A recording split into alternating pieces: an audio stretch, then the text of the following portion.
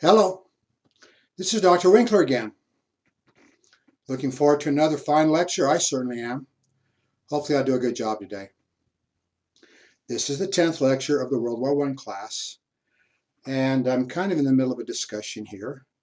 We are discussing compassion. I have a couple of issues which I'd like to discuss when we're talking about compassion during the First World War.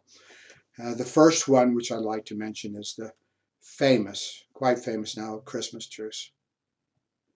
It seems like that the Christmas truce was kind of rediscovered. People, of course, talked about it when it happened. It's a big splash in the newspapers. And we have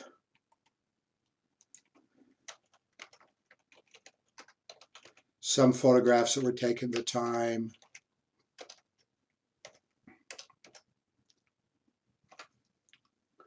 And I was showing you some of these last time when we were starting this discussion.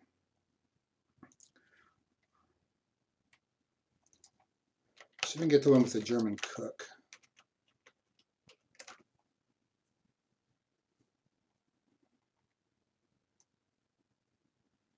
Now there's a famous etching of I told you about that incident last time, when there's some firing still going on at the beginning of the truce.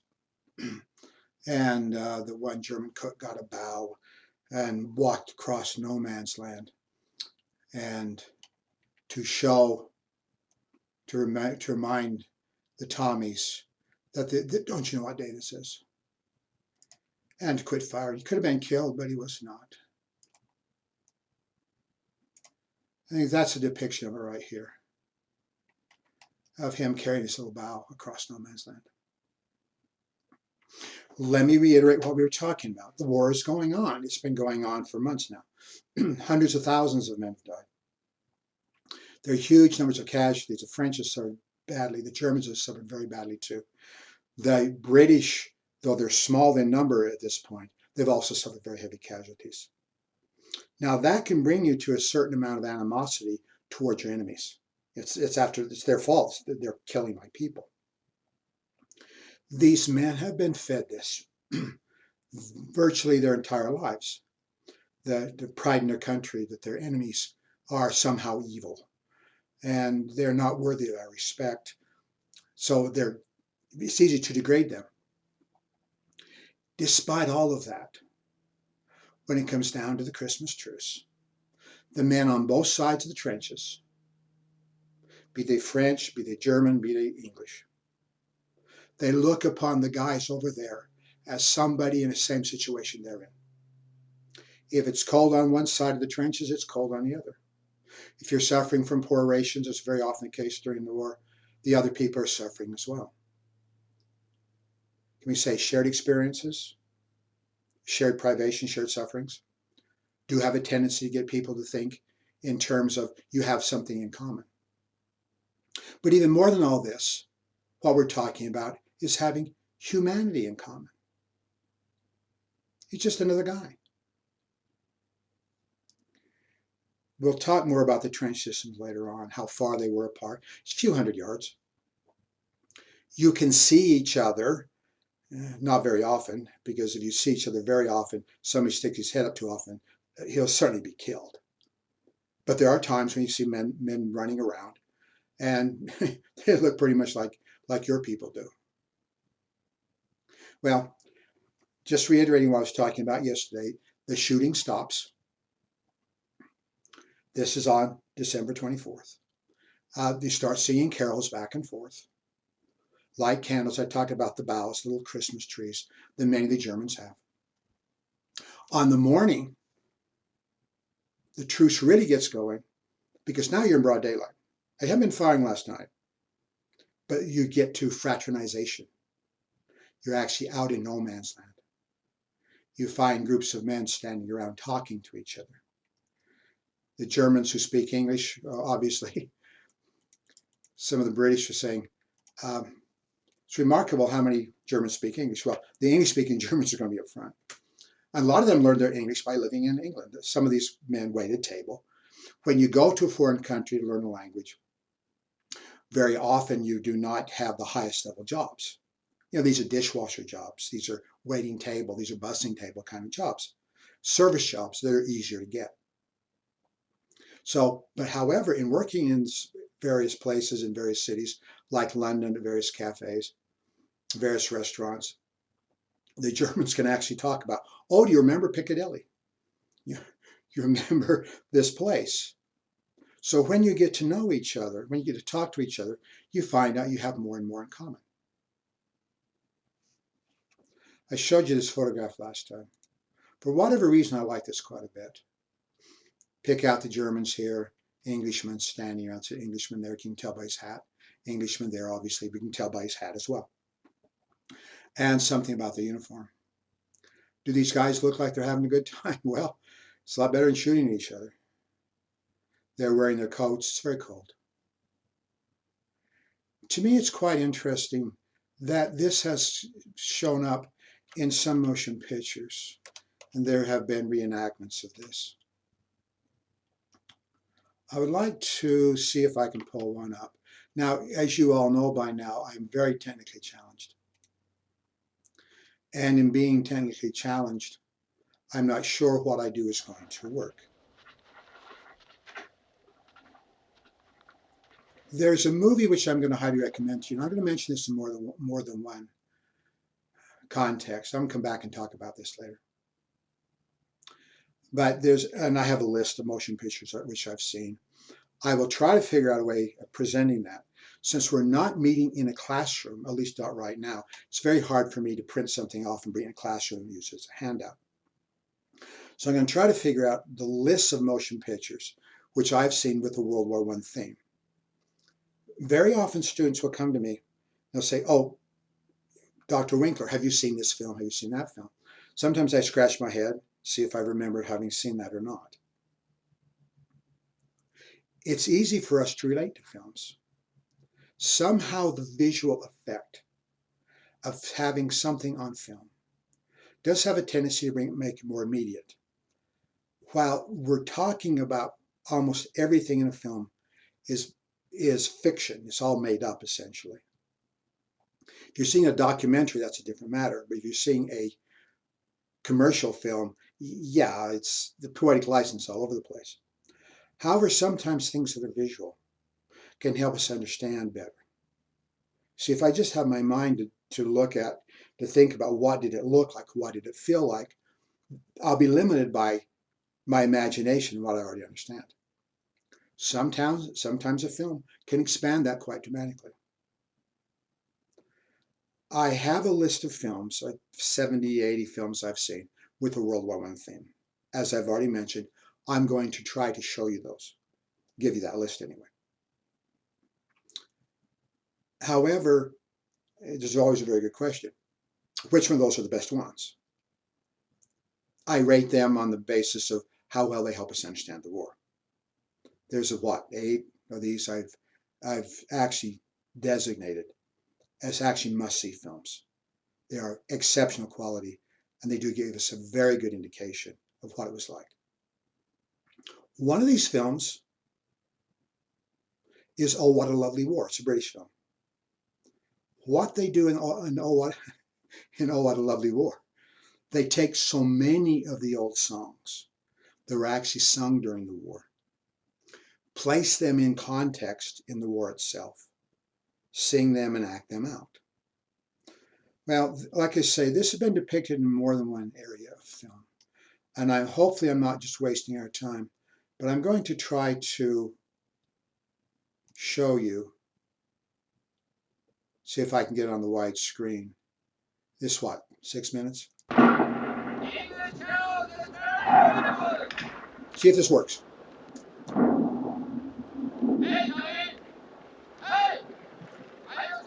Yeah! You drink with us! Yeah? Yeah! You like some good Deutschen stuff? That's wicked! Yay! Bring it over! Tomorrow we meet you in the middle! Aye, the middle of Piccadilly! Funny to hear them speaking English. Yeah, well, I got all the school, didn't I? Happy Christmas! Good night, Jenny.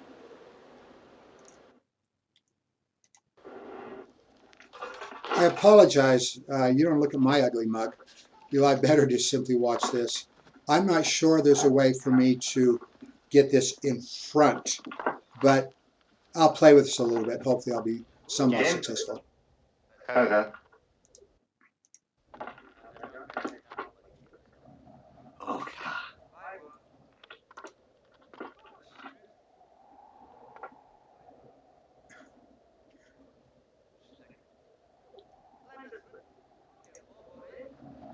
Hey, Jack.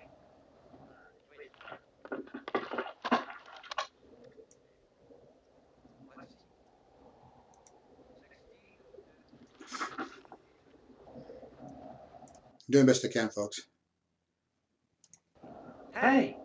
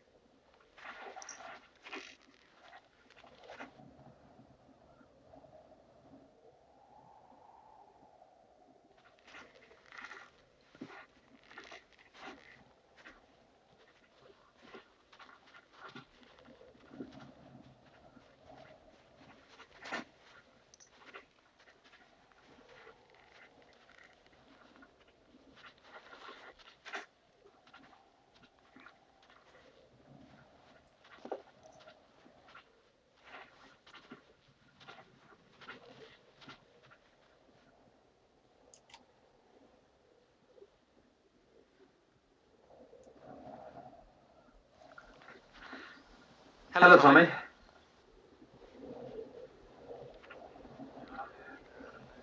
Alles gut, ja?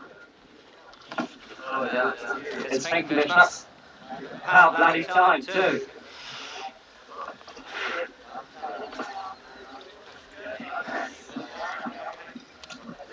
That's good stuff, Jay. Hey, thank you very much. Bitteschön. Fritz. Hi, Fritz. Merry Christmas. Merry Christmas. How's the Kaiser?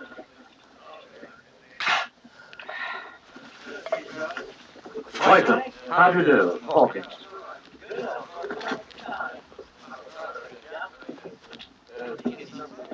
Do you know when the war will end? After spring offensive, I think.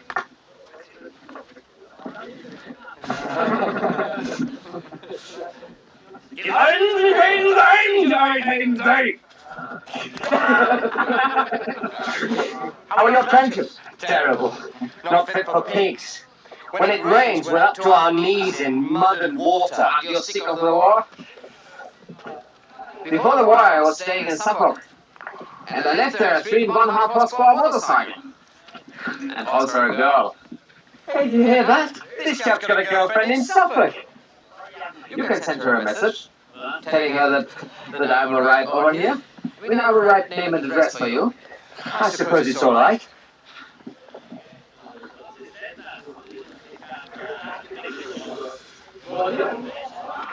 Yeah, I think Virginian. Right, very good. No, nein, danke. I only smoke Turkish. Have a cigar.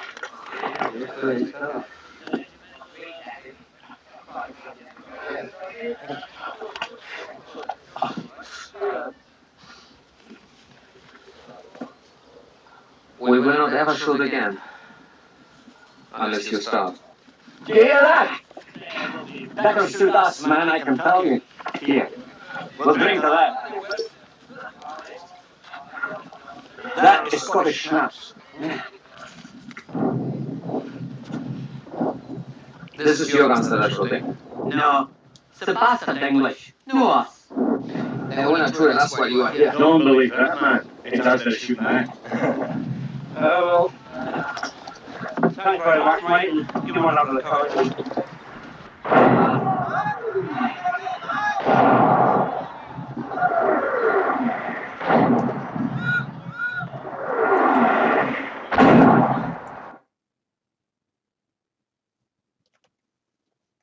Now I got to get back to where I was before, and that might be a little bit of a challenge.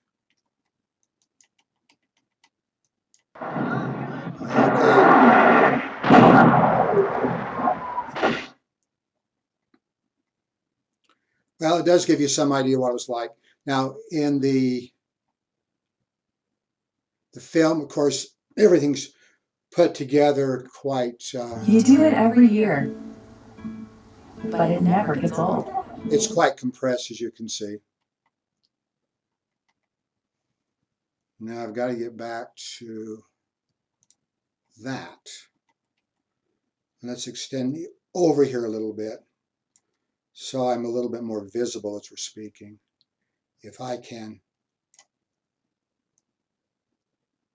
figure out a way of doing this.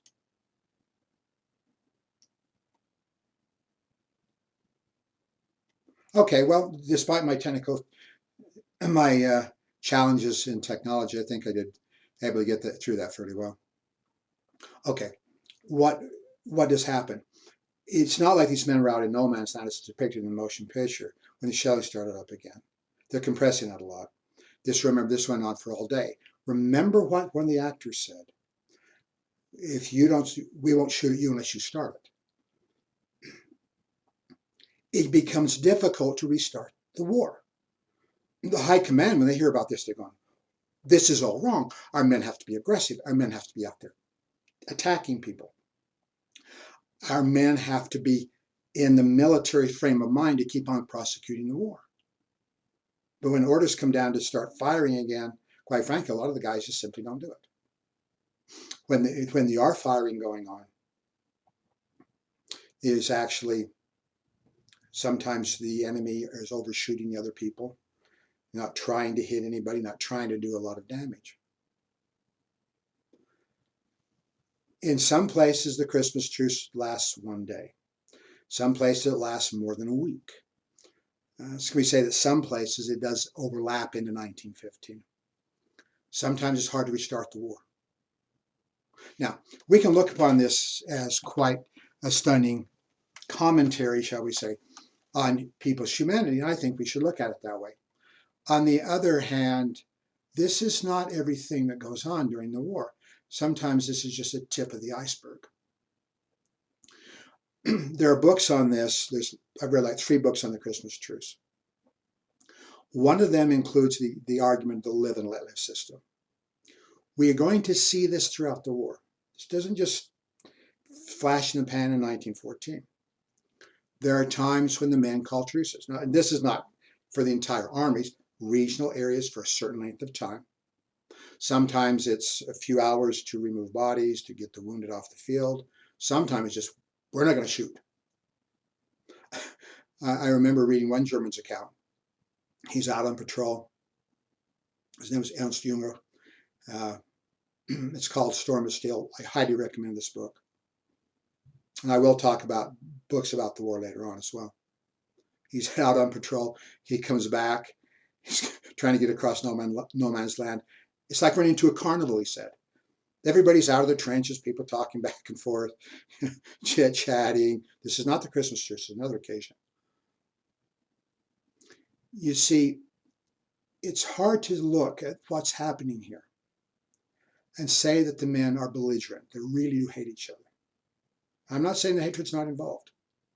But I'm going to say a lot of these men just view themselves to be in a very difficult situation. They're doing what they can to survive. In this case, they're trying to do what they can to survive by, shall we say, being a little bit more benevolent, a little bit nicer to the people across the trenches. There's all kinds of things that happen. There are sections of the Western Front where we don't see much combat during the war.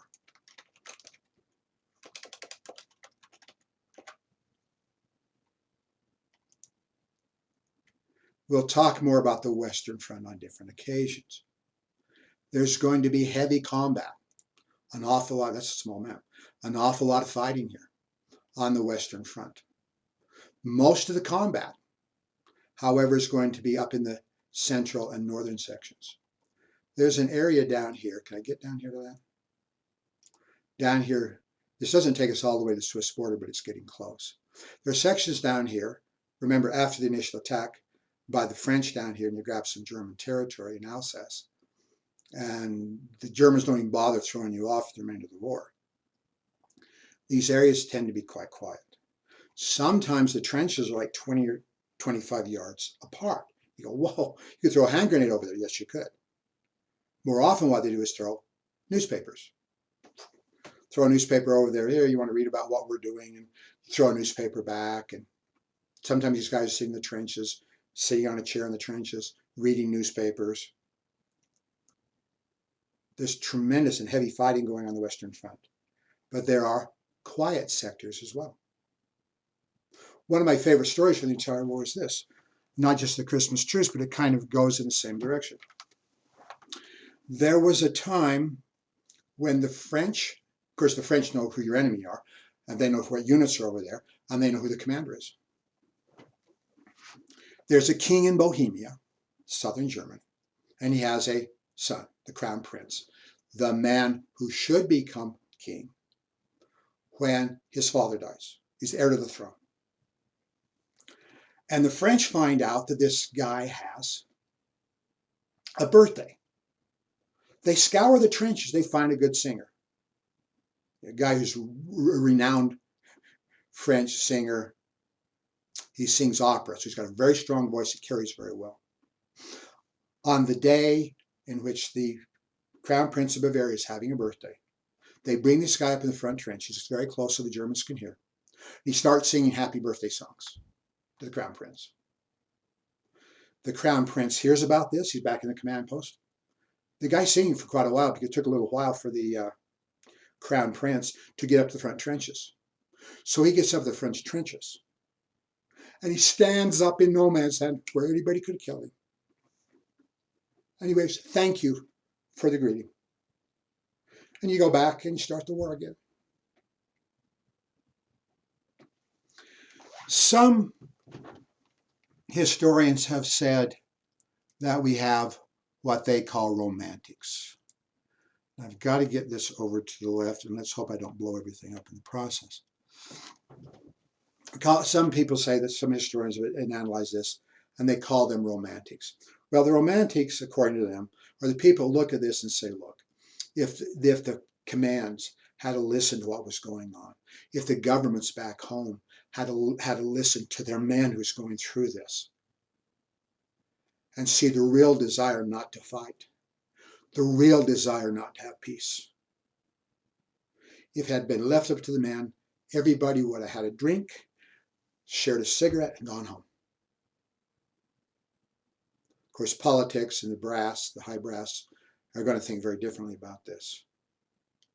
Call me a romantic if you like, but I do have a tendency to believe that what these men are talking about, these historians, was actually what could have happened.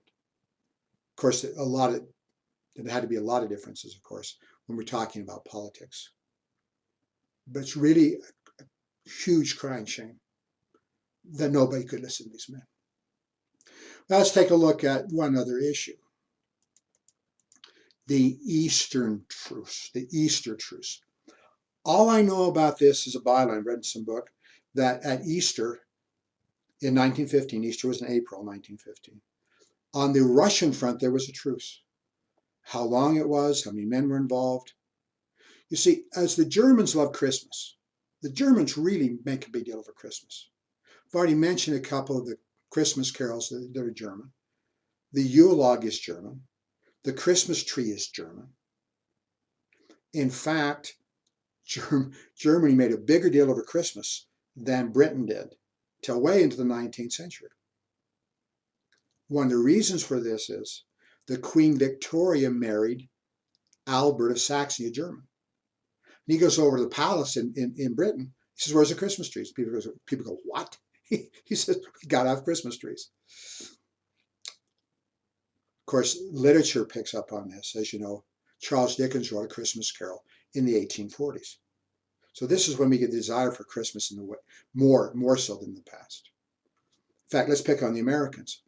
When the Americans, talking about the Puritans in New England, came over starting in 1620, they didn't celebrate Christmas. They thought it was a pagan holiday.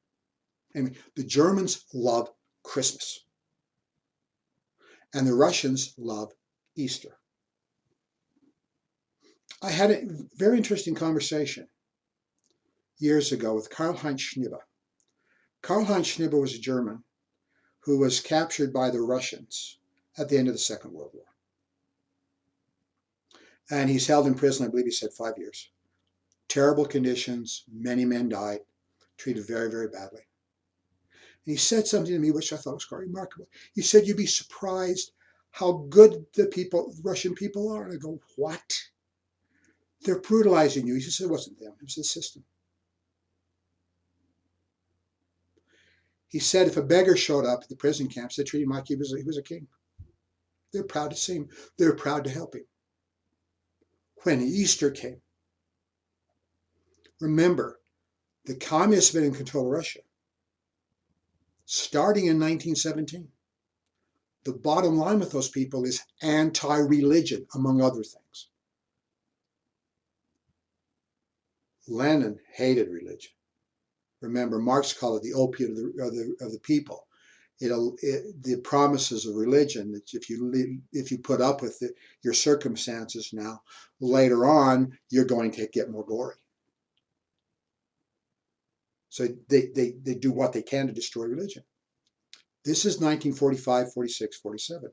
The men who are guarding these German prisoners of war were probably born after the communists came to power. And he told me that when the Easter hit, that the Russians would go outside and jump up and down. "He is risen. He is risen." Taking that in context, the Russians do like Easter. It's not surprising to me, therefore, that there would be an Easter truce in 1915. However, let's talk a little bit about Christmas truces on the Western Front as well. You see, you're going to have several more Christmases, 1914, 1915, 1916, 1917. There are going to be Christmases while the war is going on. And one thing the big brass does not want to have happen is another Christmas truce. Would there have been another one? I think there would have been. On the other hand, the generals decide this isn't going to happen. So when it comes to Christmas time, you order your artillery to start heavily shelling the enemy trenches. So nobody's going to go out in those circumstances. You're also sending men out in no man's land on patrols at Christmas time, where they're more likely to be shot. So there's not going to be any Christmas truce under those circumstances. But there's the live and let live system. I mean, it goes on and on. You don't shell people at mealtime. You can see them out there. You shoot, man, it's mealtime. We don't shell them at their mealtime. They don't shell us at our mealtime. There's a lot of practical reasons why you perhaps, not just the goodness of your heart, but it's a survival mechanism as well. Let's take a look at Belgian relief under the guise of compassion. Belgium is quite severely damaged, as you know.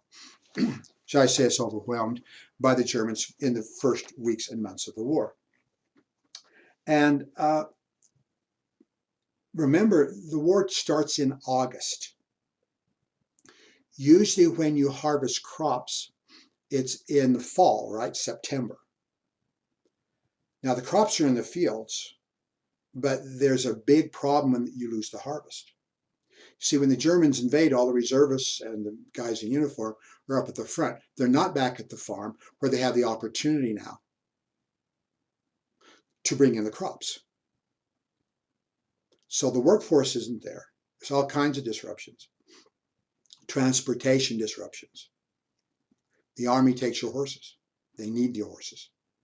Tractors in the field can't get gas. You lose the harvest.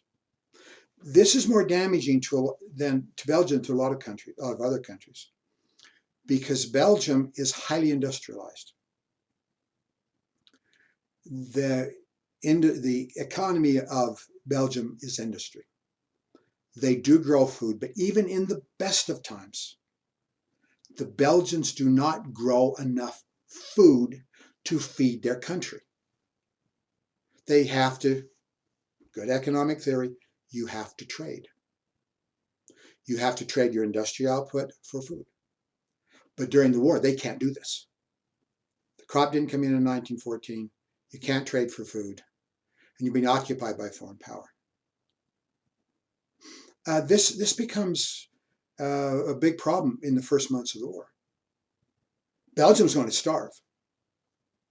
Unless somebody figures out a way of feeding them. There's an American by the name of Herbert Hoover.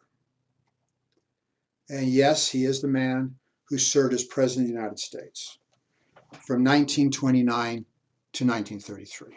U.S. President. This is later on. This is early in his career. What is he? I believe his birthday was in August, so the war actually breaks out a little bit before he even turned 40 years of age. He's living in London. What's he doing there? This man is an engineer. He was one of the first graduating classes at Stanford University in California.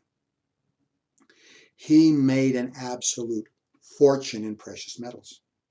He went down to Australia, helped their mining industry. You see, American engineers at the turn of the century were highly regarded. After that, he went to China. I already mentioned him. We were talking about in another class, not this class, about the Boxer Rebellion. He's in China at that time and helping stabilize the situation and keeping some Chinese from being slaughtered. In 1914, he, his wife, and his 2 children are in London, and he's running a mining corporation. In other words, he goes all the way around Europe. He goes to France, goes to Germany, he goes to Belgium numerous times because as a mining engineer, he's trying to make sure that the mineral resources of the various countries are being properly brought in. Now, he's a very wealthy man. In fact, we can say starting in 1914, maybe a little bit before, he never has to work again in his life. He's that rich. He never has to take a salary again. He continues to work, but he doesn't have to work. He's rich enough. He never even takes a salary when he's president of the United States. So he's got big money. Now, at the beginning of the war, what's he doing? He's in London, and his wife, Lou Henry Hoover's a really nice lady. And there's all these American tourists coming in, and they got to get out of Europe. And they can't cash their checks at the bank. Their money orders are no good. They don't have any money. And the U.S. Embassy calls Hoover, "Can you help us?" So he goes over, grabs all the money, and I don't know where he kept his money, the chest of drawers, or the shoebox underneath the bed, and goes over and starts handing out money to Americans. He arranges for loans for these people. He gave out hundreds of thousands of dollars in loans. And he said, these are just promissory notes. You don't have to pay. There's no way he can force you to pay. He said people reneged on like $300. Wow, Americans are honest people. They could have reneged on an awful lot more than that, hundreds of thousands of dollars. Well, okay, so he's doing different things. He has international connections, and most importantly, he is a member of a neutral nation. The Belgian government in exile, they're over in London, and they come to Hoover and said, "Our nation's starving, can you help?" And he says, "Well, my wife and kids, we're going to go back to America." And they said, "It has to be you. We don't really have anybody else." You have the expertise, you have the connections, and you're in a neutral power. You see, mineral materials, precious metals, including industrial metals, copper, iron, those kind of things, are going to be very high demand. If he kept involved in that, he could be one of the richest men in the world. But rather than do this, he decides, so dramatic. There's a man who wrote a book who was actually in the house. His house, friends staying over, that kind of thing. He was a newspaper man, so he's going to write interesting accounts. He's in the house, he's downstairs. For the 3 nights he hears Hoover pacing the floor, trying to come to grips with his conscience. What shall I do? Become one of the richest men in the world. He's got all the money he's ever going to need. But doesn't wealth have its own allure? More and more and more. You ever see this? People very rich, they want more. This is not uncommon. It's very common.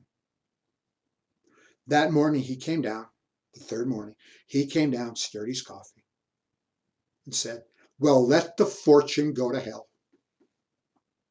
At that moment, Belgian relief was started. The story is really quite fascinating.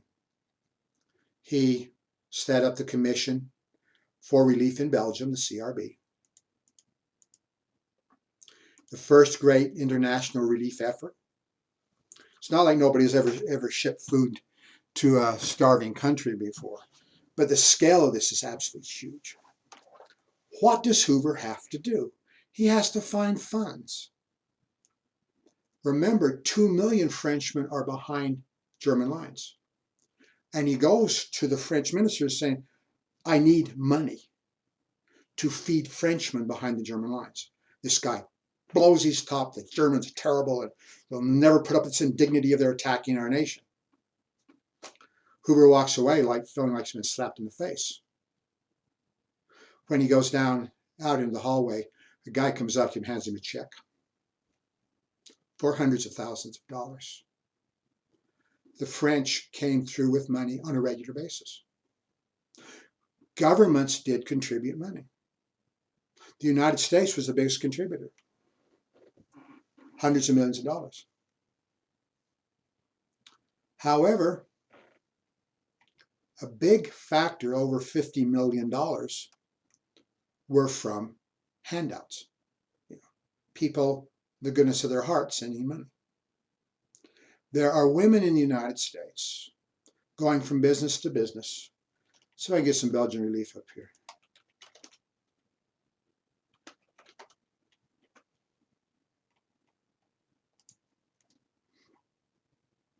There are photographs of these women going door to door, helping people. Here's a very nice appeal to people. Hunger. For 3 years, America has been fighting starvation in Belgium. Will you eat less wheat, meat, and fats? So we'll have these kind of things that can be sent over. A warehouse that Hoover is able to establish. That's a lot of food. Of course, you got to feed a lot of people for a lengthy period of time. Let's go back to this $50 million we got from handouts from the Americans. There are appeals all over. California gets together, and people in Ohio get together, and they put together ships, and they put food on the ships, totally paid for by donations, and they send them over to Belgium. The one that's most moving to me is this. In upstate New York, there were some orphanages, little girls. These are the poorest of the poor. They would be given small amounts of money, literally pennies, when they did their work well, to clean up the place, make beds, work in the kitchen, those kind of things. And these little girls would save their pennies and send $1 to help Belgian relief.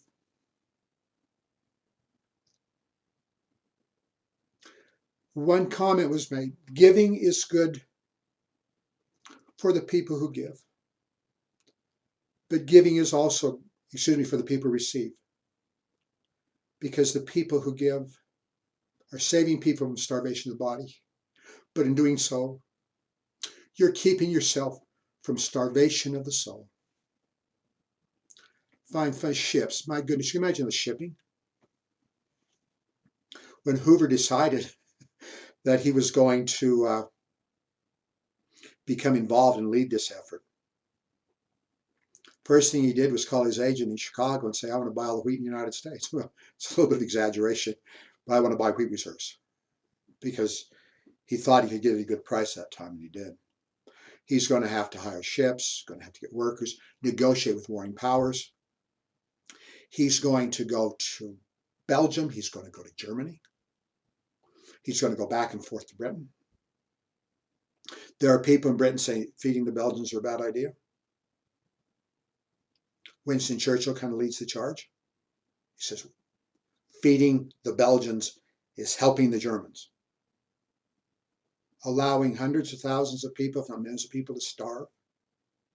Is that the cost of your victory? Now, if Churchill had been calling the shots, there would have been no commission for the Reef of Belgium. But he's the First Lord of the Admiralty, he's not the Prime Minister. Hoover talks to Asquith and says, you're going to war for democracy. You're going to war because Belgium was invaded. And now you're going to turn your back on them when they need you. That hit him to the core. Well, you got to negotiate with warring powers. Hoover goes back and forth. His autobiography is really quite fascinating because there's one time he's on a ship and going over to Holland or going over to Germany, and there's a guy bursts in, puts a pistol in his head and say, we're Germans, we're taking over the ship. And of course, Hoover doesn't do anything. Later, the Germans just leave. There's a bombing attack. There's strategic bombing, some during the war, and he's on one of these ships. When the Germans are bombing some ports right here, Hoover goes out to take a look at it and see what's happening. That's not the best place to be in an air attack. There's a man next to him is hit. Hoover was actually in a room at one time when a bomb went off and it smashed the window and he's cut up. He's actually wounded. So an American president was wounded during the First World War. However, he was not in combat. He was not a military man at that time. He said, I never got a stripe, this before they had Purple Hearts, never got a wound stripe for that. I can go into a lot of detail on this. Little kids need fat as they're growing up. So he puts food that's specifically for young kids, so there'll be enough fat in their food so their brains will develop normally. The Belgians are famous for Belgian lace. Nice little propaganda poster, Belgian Relief Fund. I like this picture quite a bit, this old man carrying bread. Well, this is the one I was looking for, the cute little girl. I think it's called Victory Bread or something like that. Cute little girl eating a slice of bread. If it hadn't been for Hoover and the Americans, this would not have happened. Hoover actually got the eggheads. You know, there's a whole bunch of guys in Europe. They're on Fulbright scholarships. They're rich families. They're going over there for European experience, European education. And they come to him. They're never paid. Hoover is never paid either. Hoover hired a firm. Actually, hiring is incorrect because they didn't take any pay. But he did not never wrote a check on his own. He always had this other company, this accounting firm, countersign his checks. They traced every nickel. He put it this way: if we don't do this, some swine will accuse us for stealing money. Commission for the Reef of Belgium feeds 8 million Belgians and 2 million French from 1914 to 1919. Get Hoover up here for a second. Now maybe get Herbert Hoover. There's too many Hoover dams and things like that.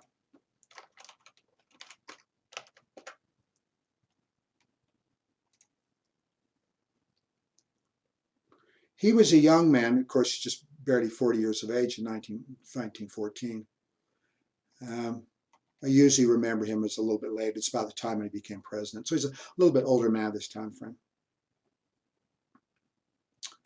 Well, let's look at this in broader sense for political ramifications. Do you actually think there was any real chance, particularly after the CRB got going,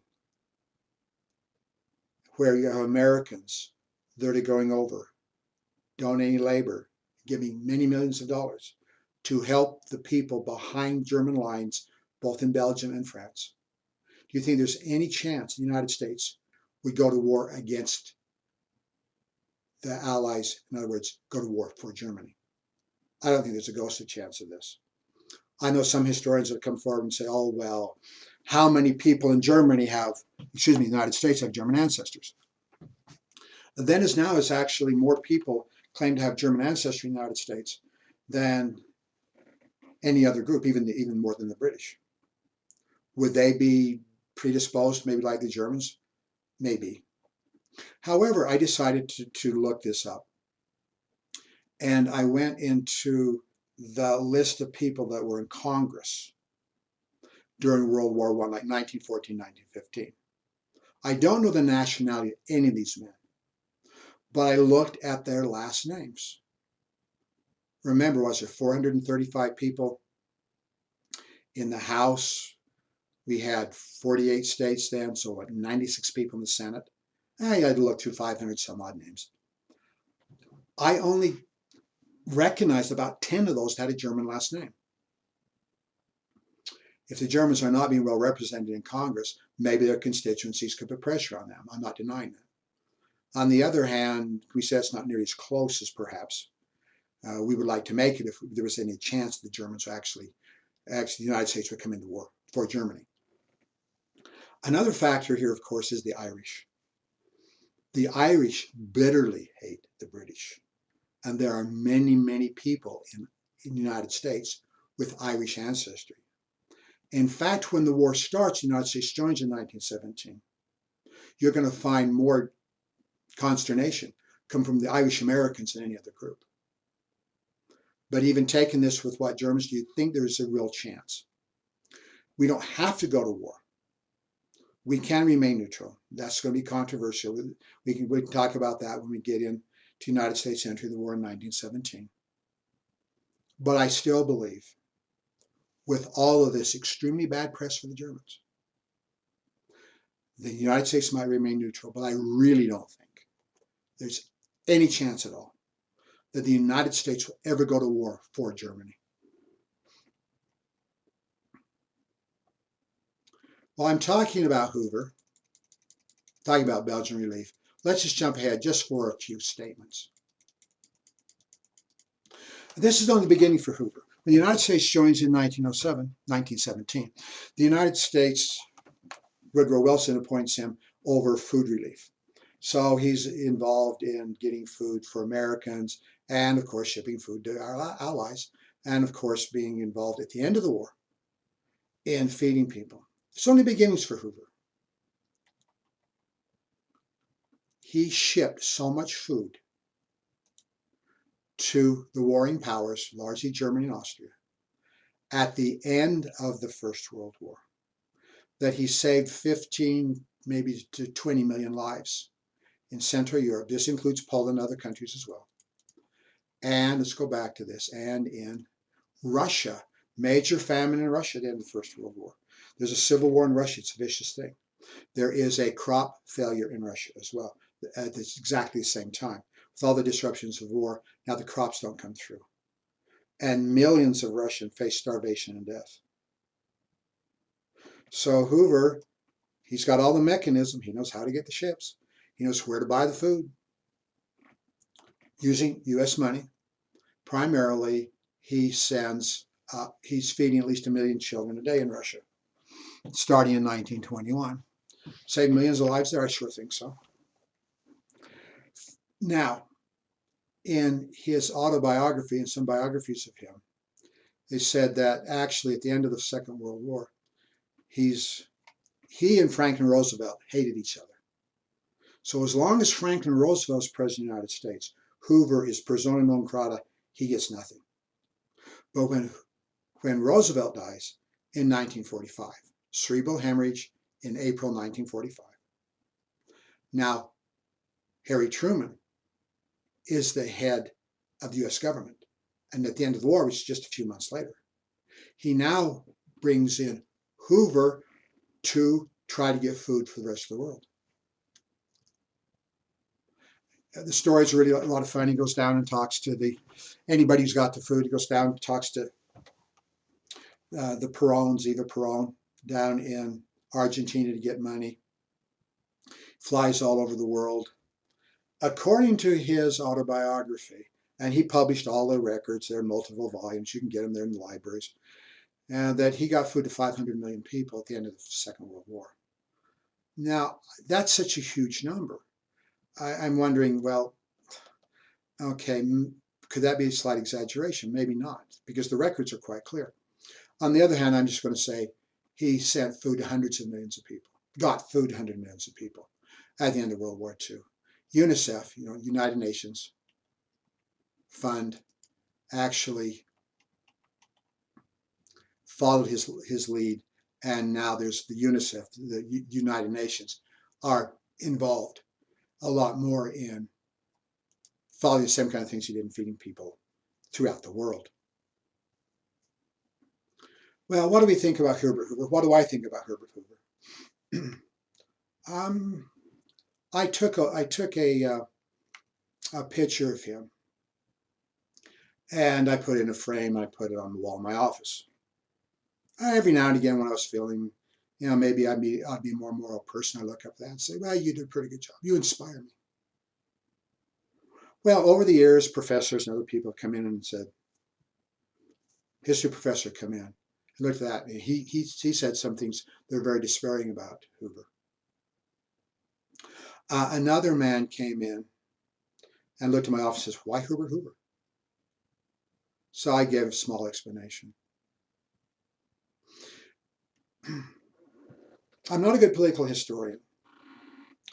I read Herbert Hoover's political statements, and I agree with some, but I disagree with others. So I'm not following in his political footsteps by any means. As President of the United States, I think he made severe mistakes. I don't think he's one of our best presidents. I think he's one of our worst presidents. At a time of national economic crisis, the Great Depression is upon us. He could find it within his heart to feed a lot of Belgians and French and Germans and Poles and Russians as well. But somehow Americans went hungry. These are political reasons, but he could not find in his heart to feed Americans in the early 1930s. I'm not going to let him off the hook for that. I think that was a big mistake. In a nation under a crisis like we were in, a nation that has enough food, to see Americans go hungry, to me is a crying shame. So I think he's a bad president. I don't like his politics. A lot of times I don't like his historical argumentation. But I will not argue with what he did to feed people, particularly during the First World War. We as Americans, I'm sure many of you are Americans, we as Americans sometimes overlook the kind of people we are. The United States, and this bothers me sometimes, we've been accused for being tight-fisted and we're not helping people enough, and there's other problems in the world. We're looking out for ourselves, not giving all this money to starving people in various areas. And I'm not prepared to really comment on that. But to say Americans are tight-fisted, to say Americans are not compassionate, to say Americans look at suffering in the world and don't care is not true. I'm proud that Hoover was American. I'm proud of the little girls in upstate New York who sent $1, save a few pennies and send dollars, $1 at a time, to help these kids in Belgium. That makes me proud to be an American, and it makes me want to be a better human being. I did an article about Herbert Hoover. It's been placed on the internet. If you're interested in it, Herbert Hoover and Belgian Relief. If you're interested in looking at it, just type in Albert Winkler and Herbert Hoover on Google. You can do Herbert Hoover, Belgian Relief, but put Albert Winkler there and part of that title. Click on it. You can see it's 506 downloads. It's only been up a couple of years. I'm actually just a little bit surprised that many people have been interested in it. Let's up that stat to 507. We can download this, and here's the article. If you're interested in reading this, I did this for the Swiss American Historical Society review. One of the reasons for that is Herbert Hoover happens to have Swiss ancestry. We've had, what, 3 presidents had Swiss ancestry? And here's a nice little picture of Hoover. Remember, the best part of any article is the pictures, is that right? And I talk about his life, and he's an orphan. So when he hears about orphans in Belgium, it hits home. Both his mother and his parents died when he was young. His father died when he was 4. I think his mother died when he was 9. He knows what it's like to be out in the cold, shall we say. Of course, gets to come down to some more pictures. Got to get good pictures up here. Yeah, sailing ships, Belgian relief fund. When the Germans torpedoes submarines or sinking ships, and I'm not saying none of these were ever hit by accident. A few were, but when you see this, the German submarine commanders knew they weren't supposed to sink that vessel. So I can go down. This is that picture I told you I liked a lot, that old man getting food. And let's go down a little bit more.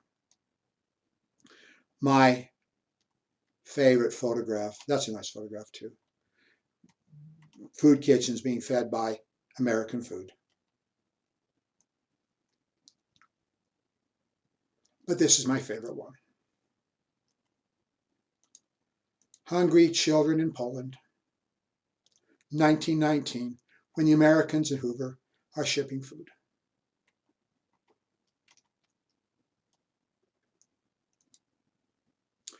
Well, let's get back and talk about the war again. Let's take a look at the Ottoman Empire. The Ottoman Empire, which the rump part of which is left nowadays, is Turkey. And sometimes we refer to the Ottomans as Ottoman Turks. They're heavily involved in the war as well. We tend to think in terms of Western Front, Eastern Front, the Balkan Front, but there's a lot of fighting going on among the Ottomans. The Germans have been spending quite a lot. Do I get a map of the Ottoman Empire up here? Look at the Ottoman Empire. It's a big area. Literally controlling, you can see the Anatolian Peninsula, which is Turkey, Mesopotamia, Palestine, Saudi Arabia. They had been in control of Egypt until the British kicked them out. And they actually had been in control of Libya until the Italians kicked them out. So their empire, shall we say, has been shrinking for a while. And there was a big issue. One of the reasons why there's so many problems in the Balkans is the Turks had been there for so long. And when the Turks are pushed out, starting in 1878, that we have these new countries, and remember, they start bickering with each other. Turkey is wooed by the Germans. You see, how about having some economic connection between Germany and the Ottoman Empire? Starting in 1903, the government in Berlin starts to construct what we call the Berlin to Baghdad Railroad. It's not completed.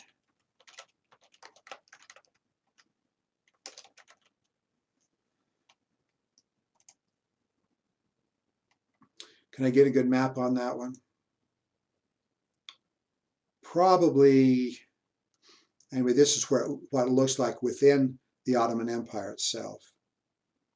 What I'm not seeing is well, here's a map that takes us across Europe. So it starts up here in northern Germany, as you can see, and follows down this direction. There's a famous train called the Orient Express. And we've even seen novels about that. Agatha Christie wrote a very fine novel, actually, called Murder on the Orient Express. And actually, the idea is that you could get on a train in Paris in the 1920s and 30s. Get on the train in Paris and you go all the way to the Orient, in other words, to Istanbul, right down here. Well, actually, this follows the Berlin to Baghdad Railroad. So the Orient Express is really more of a German railroad than it is French or anybody else. So the Turkey wants to build up their navy. Well, it's a good idea. They do have large areas, Eastern Mediterranean, Black Sea. They want to be able to defend themselves, particularly against the Russians. The Russians have this nice big, they have a navy on the Black Sea. So they pay Britain to build 2 battleships for them. The battleships are very shortly going to be completed. They're not done. The money was Turkish money. They're paid for this. In other words, they are Turkish vessels. Of course, Britain is not going to allow Turkey to have any battleships during the First World War if they can possibly keep them from having them. So rather than giving them the ships to Turkey, which they should have done, the British keep the Turkish ships. Well, is this an act of war? Well, can we say it's high-handed? If it's not an act of war, it's pretty high-handed. Well, there are 2 ships, the Goeben and Breslau. Remember at the beginning of the war, for whatever reasons, if the Germans are planning on going to war, they are planning it very poorly. Why on earth wouldn't they recall all their ships? But they don't. They leave them out there. And a couple of these are combat vessels, heavy cruisers, the Goeben and Breslau. A good story. The British know they're there. The Germans know, the German captains know they certainly can't make it all the way to Germany. Well, can they make it over to a potential ally over here to the Turks? And of course, the British are after them, and the Germans know this, and they got to hit coaling stations in the Mediterranean. It's hot, and the men are working very hard to get the coal on the ships. Good stories. The Goeben and Breslau both make it to Istanbul. The British do not catch them. So the German battleships, some of the crews actually end up being Turks, but what shall we say, the Turks did wrong is that they decided that they would allow the Goeben and Breslau to use Turkish ports, and the Goeben and Breslau could steam over the Black Sea and start to shell Russian ports. You see, it looks very strongly, does it not, at this point, that the Turks are in fact siding with the Germans, and they're becoming an ally. Russia's upset at this, and they certainly should be. So in November 1914, Russia declares war on Turkey. They do share a border, it's right up here.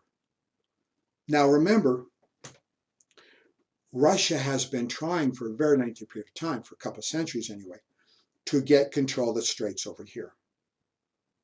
So going to war against somebody's allowing a foreign nation to shell your ports, that's probably very understandable. But Russia clearly has some important interests they hope they can gain if they are successful in this war. So now the Turks are at war with Russia. Soon they're at war with Britain. And as you can see right here, the boundary between Egypt, which is controlled by Britain, it's a British colony, and between Turkey is right here. Now, one of the most important aspects of colonial Egypt is the Suez Canal, built by the French in the 1860s. It's going right through there. If you can cut that, you can severely damage the ability of Britain to bring goods and services from India and other places farther east. So in January 1915, the Turks stage an attack on the Suez Canal. They cross the Sinai Peninsula. They get to the canal. They get along the canal, but they don't have the boats to get across the canal. The canal is not terribly narrow. You have to have some vessels. The Turks are able to land a few hundred guys, a few thousand, I guess, to get across, but they can't properly support them. Of course, the British have combat troops in Egypt. They counterattack. They drive the Turks out from the Suez Canal area and back across the Sinai. So now combat is taking place between the British and the Turks. Later on in 1917 and 1918, the British are going to go on an offensive up here, eventually take Jerusalem and go as far and take Damascus. We'll talk about that later when we talk about Lawrence of Arabia and the war in the East. The only place where Russia and Turkey face each other is right here on what we call the Caucasus front. The mountains here are the Caucasus. It never ceases to surprise me how often during the First World War, where we find combat taking place in mountainous areas. And you wouldn't necessarily fight here unless you actually had to. Another example, starting in 1915, is when Italy attacks Austria in the Alps, which are extremely formidable mountains. Well, the Caucasus are as well.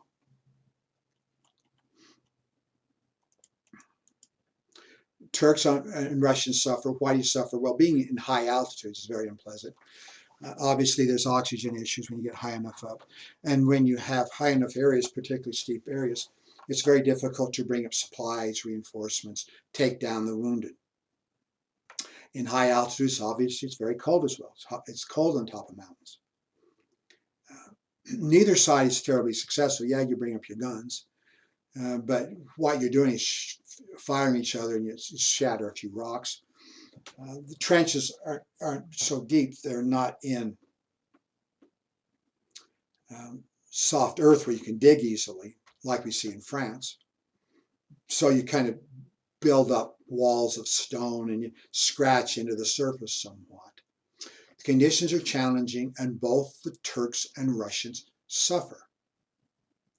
Now, it's very easy for the Turks to start to blame various peoples. And when we get into the Armenian genocide, it helps us understand what happened there, because the Turks start blaming these Christians in a Muslim nation for supporting, or perhaps not supporting the Turks enough and having a little bit more desire to see the Russians win. Remember, the Russians are Christians, and so are the Armenians. They'll come back to that. However, let's take a look at Gallipoli. Now remember, Winston Churchill is the First Lord of the Admiralty. He's over the Navy. By 1915, there's a stalemate on the Western Front. By 1915, it looks problematical if there's going to be a breakthrough. Now, obviously, there's optimism. The French are going to go on the offensive in 1915.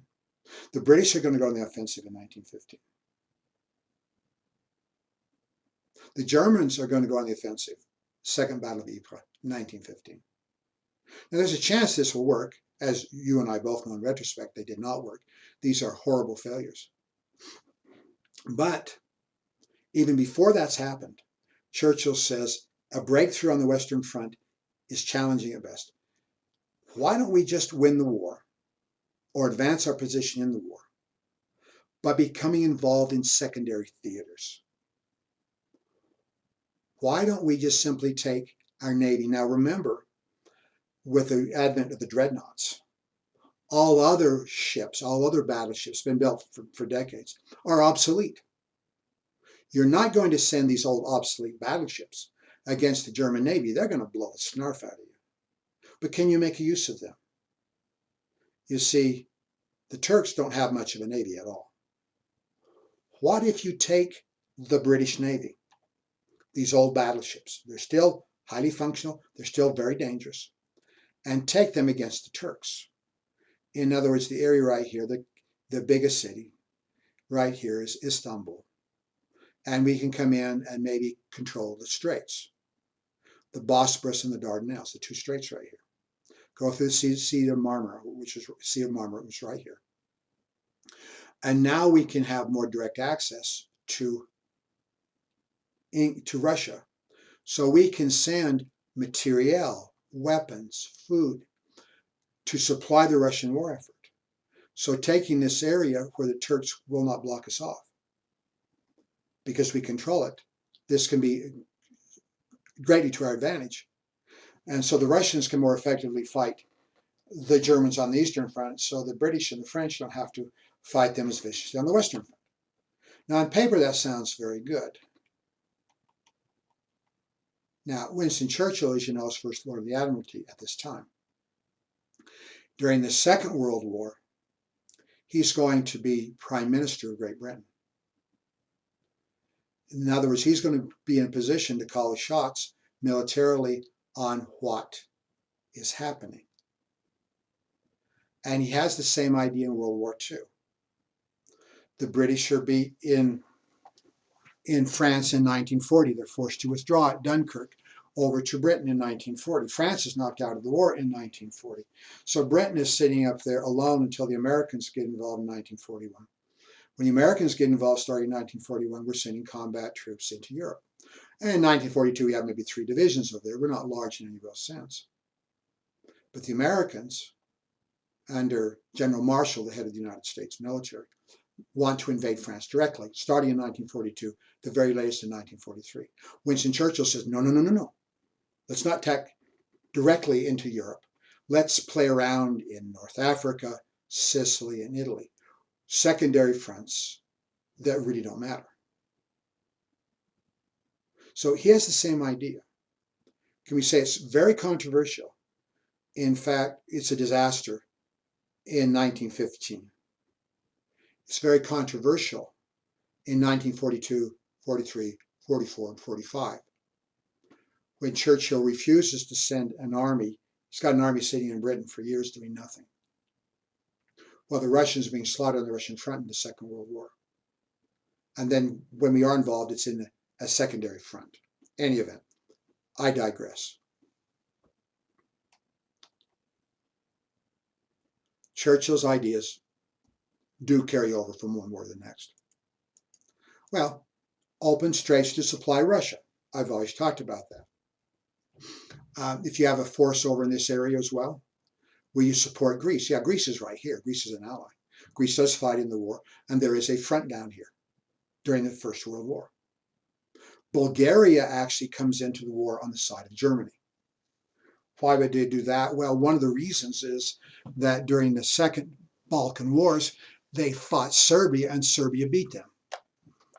And it's going to be very difficult, therefore, for the Bulgarians to come in and go to war in the First World War on the side of Serbia. So Bulgaria wants to get Serbia out of their hair, so they come in with the Germans. So, for strategic reasons, help Russia, support Greece, threaten Bulgaria. So these Navy ships, how much time do I have left? These naval ships, oh, I'm running out of time. So I get a map of Gallipoli and the Dardanelles.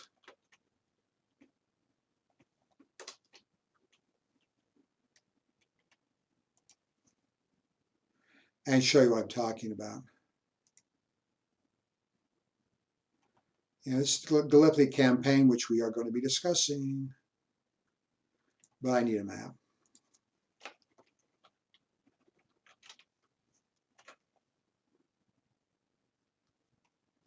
Take a look at the map right here.